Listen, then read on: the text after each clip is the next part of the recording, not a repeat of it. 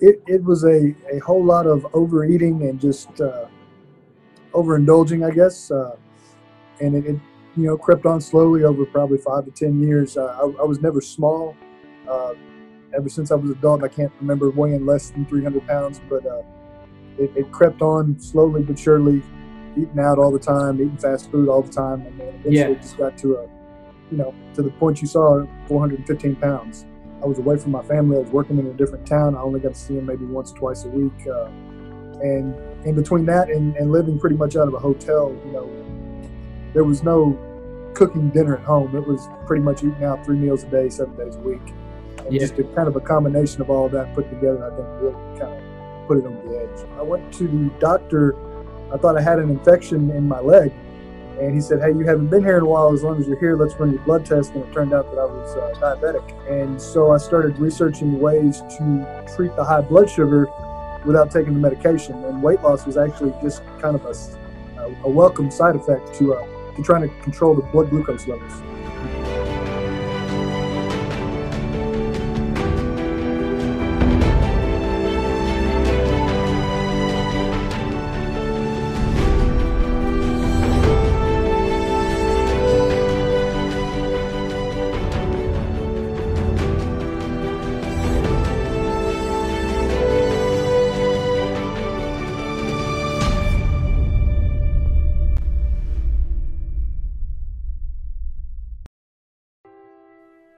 Obesity is currently one of the biggest problems in the world, negatively affecting every aspect of our lives. Because of this, I decided to hear from real people, the real stories. I want to know what made them put on the weight in the first place. Are these people really just junk food addicts who are too lazy to exercise? Or is there much more to the story hiding behind the wall of fat? I want to know, what was their turning point in their life to say enough is enough? And how did they overcome their biggest challenges? We believe that the real people have more good answers than even the best weight loss programs.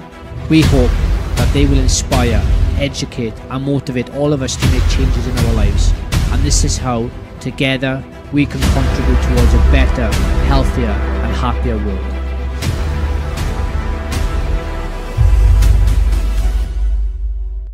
So we have Scott here from the USA, who has had an incredible weight loss of 210 pounds in weight. That is just unbelievable, and you will see the transformation in his pictures, because when I first seen those pictures, I thought, that is unbelievable.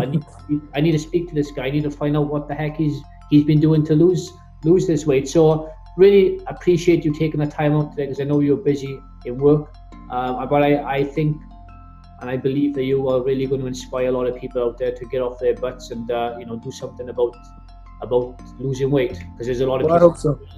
Who are overweight. Yes, sir. So it's incredible that you've lost 210 pounds in weight. So my question to you, and this question really is interesting to me. How did you end up getting to that weight in the first place? It was a whole lot of overeating and just overindulging, I guess. And it crept on slowly over probably 5 to 10 years. I was never small. Ever since I was an adult, I can't remember weighing less than 300 pounds, but it crept on slowly but surely, eating out all the time, eating fast food all the time. And eventually it just got to to the point you saw 415 pounds. Yeah. So obviously there has to be something underlying for you to be eating, it's emotional eating, and you continue to do it over weeks and months and years, and you end up putting a lot of weight on. So what was that underlying root cause of expecting you to eat so much food to put on the weight? I think it was a combination of, I just accepted a new job probably that last year. I was away from my family. I was working in a different town. I only got to see them maybe once, twice a week. And in between that and living pretty much out of a hotel, there was no cooking dinner at home. It was pretty much eating out 3 meals a day, 7 days a week. And just a kind of a combination of all that put together, I think really kind of put it on the edge. So you said you were always overweight from a young age, you can remember? Yes. I remember specifically from probably my early teens having a problem with drinking too many Dr. Peppers every day. Yeah. I usually had two or three a day, even back then, and I was a teenager back then. My body could handle it a little better, but it still was very unhealthy at the time.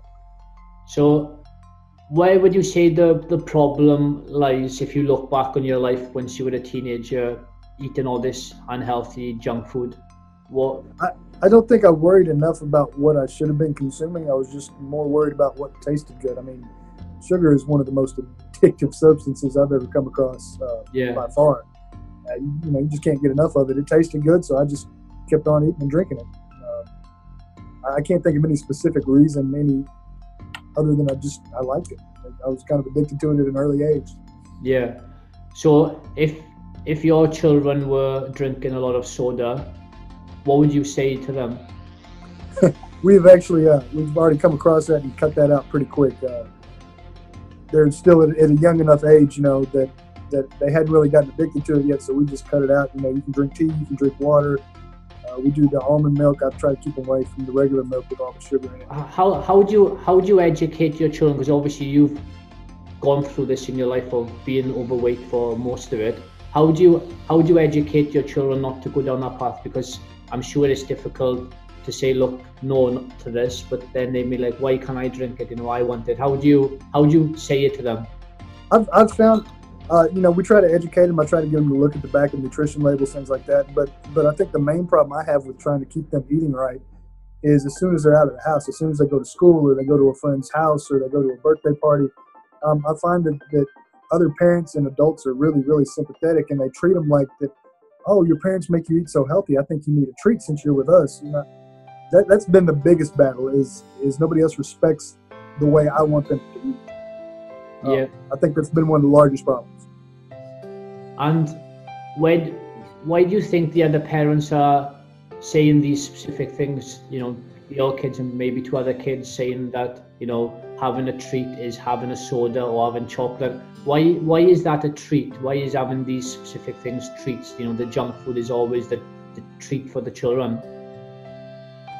Yeah, I think it all goes back to the sugar addiction. It lights up the pleasure centers in the brain, and everybody loves it. And then I think the term treat is used. It's not something you have every 3 to 6 months. They treat it as, okay, well, I have a treat every day. That adds up, real quick. So when you were putting on all this weight, at what point did you say to yourself, enough is enough? So it was actually more by accident. I went to the doctor. I thought I had an infection in my leg, and he said, hey, you haven't been here in a while. As long as you're here, let's run your blood test. And it turned out that I was diabetic. So he put me on some medication for it. I had a really bad reaction to the medication. And so I started researching ways to treat the high blood sugar without taking the medication. And weight loss was actually just kind of a welcome side effect to trying to control the blood glucose levels. Yeah. So when you went to your doctor said that you were diabetic, and then he just prescribed you with some pills. Did he recommend you to do anything else, or just to take the pills? They wanted me to see a dietitian and take the pills. I went to see a dietitian, and I was very surprised. I guess the answer for most diabetics is to continue eating sugar and just take your medication to combat the effects of it. And I don't believe in that approach at all. I've gotten in many online arguments with other dietitians about that. But I think if sugar is your problem and it's way too high, I think you should try to do your best to cut it out. Yeah. It's definitely not an essential macronutrient. There's no reason you have to have it. So I just try to get rid of it. So did you cure the diabetics with your technique? I'm sorry. Did you? I haven't had any issues. My blood glucose levels have been perfectly fine for about 4 years now. I don't take any medications. So yeah, everything's going great. Yeah. If you just took the medication and didn't do your own research about how else you could actually live your life without taking the tablets, what do you think would have happened? I think I'd have probably stayed at that weight, if not gotten bigger, because I'd have kept eating the sugar and just thought I could take care of the glucose levels with the pills. And I'm sure I'd be even worse shape now than I was at the time. So you did the research, and then you started to do things yourself from the things that you were finding out. And Yes, then sir. what happened? You started losing weight. Yes, sir. The most immediate effect that I noticed was the blood glucose levels within 2 to 3 days dropped right back down to normal levels. Like it didn't Yeah. take very long at all. And so I was just concerned with that portion, and until I started noticing that my clothes were all of a sudden fitting a lot looser. I got on the scale and realized I'd lost over 30 pounds in a little over 2 months. Um, so at that point, I kind of started focusing a little more on exactly what I was eating and why and when I was eating. Yeah. So how long did it take you to lose the 210 pounds? It took right around 18 months. Oh, so it took 18 months. So being prescribed the drugs by the doctor to losing the 210 pounds was a 18-month window. Yes, sir. Yeah. So just tell us a few things that you changed within your diet. So people that are in the similar position that you are in, they can learn off you. So what kind of things were you eating, and what did you change it to? So I was eating, pretty much they call it the SAD diet, the standard American diet, right? Yeah.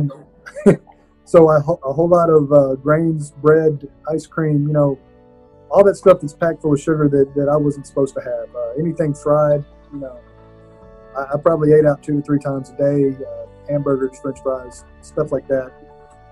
So I completely got rid of all that. The biggest change, first of all, was to get rid of all the sugar and carbohydrates in my diet as much as possible. Anyway, I try to stay under 20 grams a day.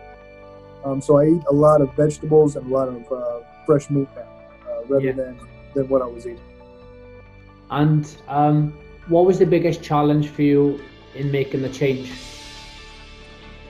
The sugar withdrawals was the biggest challenge. That probably a 2-week window that I was a very cranky, miserable person. But after I got through that, things got better. I can go out to restaurants now and I can eat around other people and it doesn't bother me. But there was a while I couldn't go to the restaurant because I wanted all the food on everybody else's plate.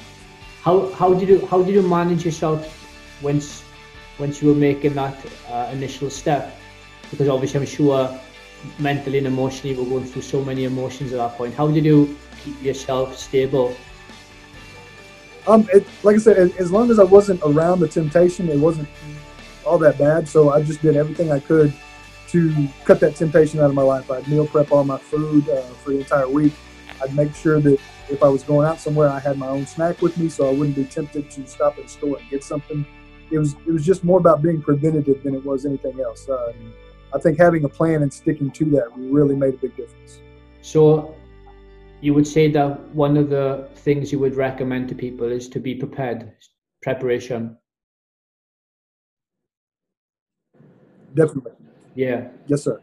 So in terms of the exercising, because obviously being 420 pounds in weight, it's big, and obviously I'm sure there were certain things that you weren't able to do being that size. Oh yeah, yeah. What sort of things were you doing when it comes to exercise? So I started out really, really slowly. I did nothing but maybe I'd walk around the block a couple of times in the evening after dinner. Yeah. And I just tried, I had a little step calculator on my phone, so I started trying to hit 10,000 steps a day was my first goal, to make sure I got that in every day. And I just kind of tried to slowly tack on from there till I was eventually doing a little bit of light jogging. And it's turned now into pretty much a running addiction. I do all the races I can get into. That's awesome. That's amazing. So when you started doing the walking 10,000 steps, how was it? Was it difficult? Was it a struggle? Very difficult. Yeah. I could hardly walk around the block without being severely winded at first, and the block wasn't even a quarter mile. Yeah. So yeah, and I'd be out of breath, panting, sweating. It was rough. And did that scare you? It did. That's a real eye opener to know that you can't walk a decent distance without feeling like you're gonna die. And how did you feel about that? How did that affect you? It was a bit depressing, but at the same time, I was pretty determined that I was going to push through it and make it better. So I just tried to keep a real positive attitude about it. And every day I'm going to be able to do a little bit more and push a little bit further. What would you say your motivation was? Uh, once I started getting a little bit of the weight loss and started to feel that I could make a positive change, the motivation was definitely by far my health and my kids and being around for my family. As I realized how close I was to not being around for them for the long Yeah. term. So your motivation was your family, because like you said, you didn't spend a lot of time with them because obviously you were traveling and working away from home, and then obviously the time you were spending with them, you probably couldn't do what you wanted to do because you were overweight and Yes, yes. you would get out of breath and tired from like you said, just walking up the stairs. So now, whenever something got in the way of you wanting to achieve this weight loss goal, you would just focus and think about your children and your family. Yeah, there were several points along the way. The weight came off fairly quickly, but at the same time, there were months at a time where maybe I wouldn't lose but a pound or two, and it was very frustrating and very disheartening. But I just kept thinking of it as a lifestyle change. I'm going to be like this for the rest of my life. So, even if I have a month or two where I don't lose a lot of weight, that's okay because I've already made improvements in my health, and the way I'm eating now is going to keep that. I won't get the diabetes back. I can control my blood pressure a lot better. So just that alone, even if I'm not losing the weight, Yeah. was a big help. What What do you think are the biggest mistakes with people wanting to lose weight, especially that type of weight? Is one heck of a lot of weight, 210 pounds. What are the biggest mistakes people are making? A lot of people that I've talked to that have asked me for advice, the biggest thing I see is they'll jump in with no real plan. No, I'm just gonna.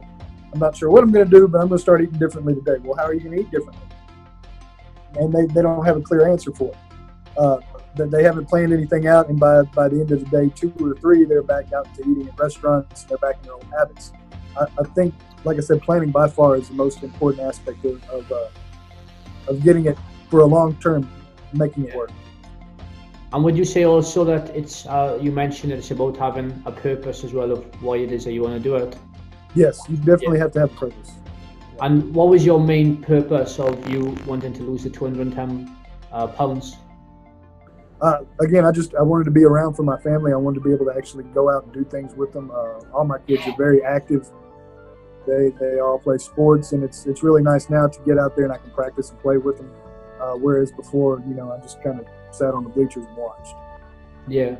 What other advice would you give to somebody that wants to lose, that start, amount of weight? So they need to have a purpose. They need to make sure that they are planned and prepared. What mental advice would you give to them? Think of it as a complete lifestyle change. You don't want to think of it as a diet as I'm going to eat this way until I lose this much weight. Yeah. I'm going to change these things about myself, and these healthier habits that I'm going to have from now on are going to help me achieve this goal. But even after I achieve it, I'm going to continue to live that lifestyle to keep that up. Yeah. And I think there's a misconception of why people actually wanna lose weight. I think, like you said, if people start to focus more on that is embedded into their lifestyle about being healthy, about being able to live as long as they can, to be able to do and achieve the things that they want in their life, instead of just thinking, oh, I've got to lose this amount of weight. And I think people will actually, first of all, they will enjoy the journey as well, even more. They will appreciate life even more, and also they will get to their goals as well if they've got that specific purpose of embedding it into their life. Because I'm sure you've seen a lot of people on like a yo-yo or like a hamster in a cage. They lose a bit, they put it on, lose a bit, put it on. Yeah. Yes, sir. And that was me for sure in my earlier years. I'd lose 10, 20 pounds, and then I'd put on 30 or 40. So yeah, I always thought of it as a diet. So when I made that distinction, I guess it really clicked for me this last time around. Yeah. So what would you say? Would you say was an equal divide between your nutrition, your exercise, your mindset? I think nutrition by far is the most important aspect, and once you get the nutrition right, if you can get some exercise in, obviously that's great. But I think the nutrition has to come first before anything else. Yeah. The nutrition, then the mindset, and then the exercise. What were your family saying to you when you were 420 pounds in weight? They didn't have a lot to say then. Family and friends really didn't have. It wasn't until they found out that I cut out all the carbohydrates that they all told me that actually that it was bad for me. Nobody had anything bad to say when I weighed 400 pounds, but once I started this lifestyle, then everybody had, oh no, you shouldn't do this. Well, I'm a lot healthier now. You didn't seem to care when I was 400 pounds. I don't see what the big fuss is now. How did you manage that when your friends and family were telling you not to do this thing? How did you cope with it? I just kind of blew it off and went and did my own thing. I said, I'm diabetic, so I'm not eating the sugar, and that's keeping the medication away. So obviously this is a healthy enough choice for me. It's helping me. So please respect it. I'm going to continue to do it. I'm not really going to listen to you anyway. You're wasting your breath. And what do your kids say to you after you've lost all the weight now? What do the kids say to you looking back on how big you were before? I don't think they really noticed until they kind of we went back and we were looking through some older pictures from sporting events or whatnot that they were at, and then they started to realize how big I really was. I don't think it really hit them being as young as they are. I think that my oldest one probably noticed the most, and he's definitely very proud. So, as is my daughter. But yeah, I don't think they quite understood what it really meant. Yeah, as they were so young. And are they consciously aware now of making sure that they are healthy? Yes, they do put a lot more thought now. They're constantly they'll bring food to me and look at the label and say, look, I should be eating this. This is good for me. So I'm glad that they're paying attention now, that they're actually looking at things before they just shove them down, because they definitely had the whole sugar addiction going pretty strong there, yeah. And how old are your kids now? One is 14, one is 11, and one is 9. What would you say needs to change in the schools to educate the kids about being healthy?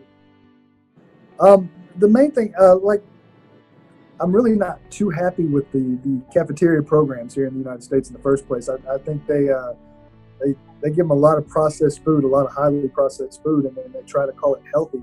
And I just don't agree with that at all. Of course, that's just my opinion.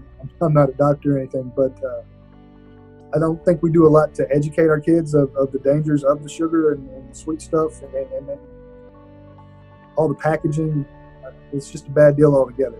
I think the fact that it's paid for mostly by the sugar industry doesn't help much. It's slowing things down. It's keeping laws from being passed. It's not a good situation. So then, if it's not being taught in school, then it's very important that as adults we teach our kids at home. Yes, very much so. Yeah, and I'm sure you're doing a great job in that with your kids. I hope so. I'm trying. Yeah. It's it's just amazing to see such a nice guy coming on top after losing all that weight. There's a lot of weight, 210 pounds. It's a lot of weight. What is Anki is 4, 8, 12, 16, 20.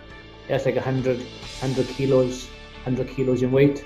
That's that's like almost 1.5 times my body weight. I think I'm unbelievable. Oh really? Yeah.